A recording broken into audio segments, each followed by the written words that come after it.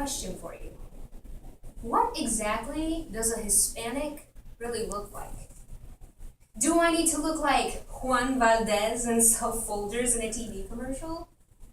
Or sift my fingers through Colombian coffee beans I picked myself while sitting on the back of my reliable mule Conchita next to a broken down chiva and an oversized sombrero for me to look Latina? Or look like a Hispanic, as you say? And what is a Hispanic exactly? I could guess what you mean and assume that it's a low-priced gardening tool, like the one buried in a shed behind your Victorian summer home. Or that invisible harvesting instrument that picks all of your grapes for you and has to survive on slave wage plantations without unions, bathroom breaks, or vacation days. Or maybe when you say Hispanic, you mean your standing parent. Yeah, that person who raises your kids for you just because you're tired of being a mom. Or that mouthless set of infinite hands and knees that scrubs and scrubs and scrubs your toilets. But I haven't come across a Hispanic thus far in my life. But I have met Latinos. Maya Angelou once stated, "Diversity makes for a rich tapestry, and we must understand that all the threads of the tapestry are equal in value, no matter their color.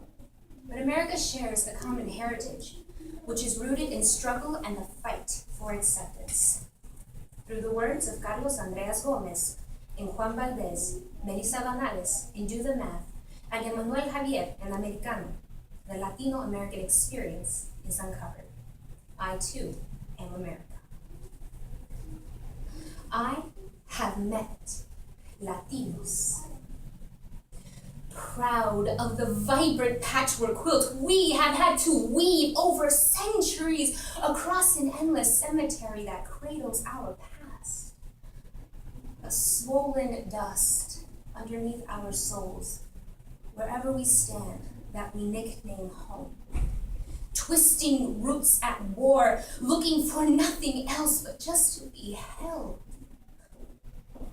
You know, held.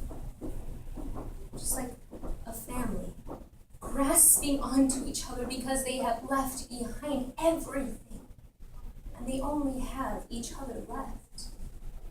Arriving on Mars without a guidebook or a map, simply a formula. But the equation goes something like this. One white mother plus one brown father divided by two different worlds equals a daughter. Give or take a decimal, the American dream turns out to be 2 half-white children, 2 full brown children, 1 small house in South Central LA, 4 jobs divided by 2 high school educated parents. The quality of life is high, though the means are low.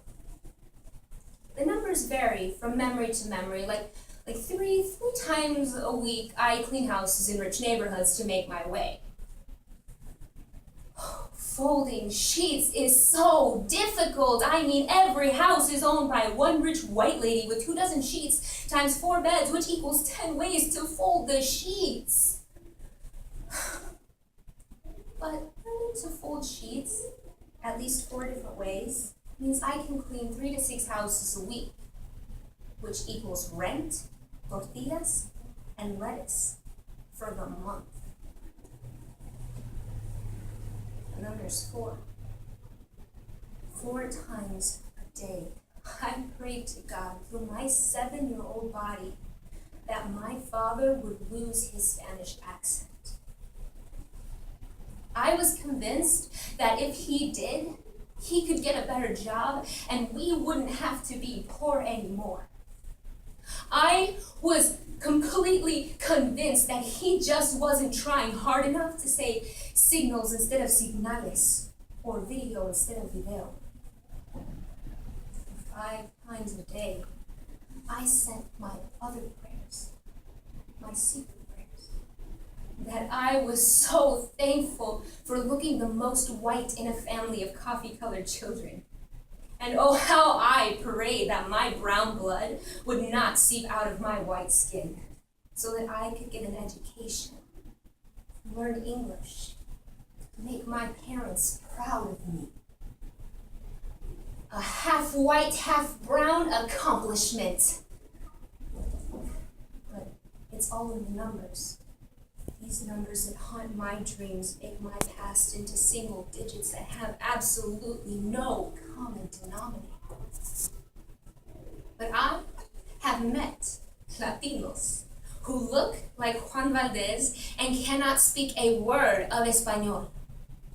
Others who look like Hillary Duff with a mother who looks like Hillary Clinton that are from Paraguay and teach Spanish grammar in Puerto Rico. I have met Latinos who cook like their broken English moms, and they mispronounce their own last names. Colombians who don't know who Gabriel Garcia Marquez is, dark-skinned Dominicans who hate Haitians because they remind them that they're African, and blue-eyed Cubans who spit poetry about revolución and mean it.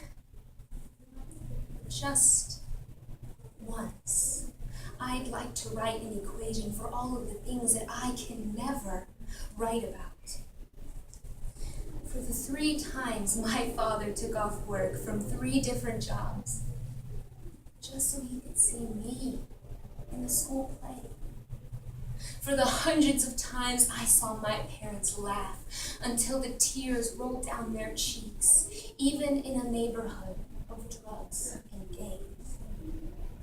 For that one moment, I did see my father cry. When I, the first in our family, received my college degree, I am writing a formula for all of the numbers that have fallen on me. 15 sunrises in 3 different states. 8 million breaths in one single kiss. 185 poems in 8 years.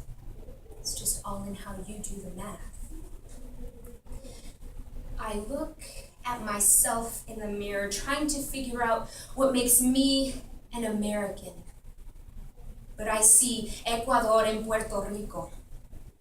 I see my mother trying to be more like Marilyn Monroe than Julia del Burgos.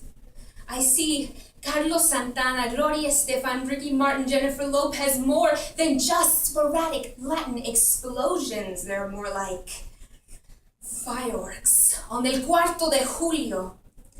As American as Bruce Springsteen, Janis Joplin, Elvis Presley, and Aretha Franklin. I see Taco Bells and chicken fajitas at McDonald's. It shames me.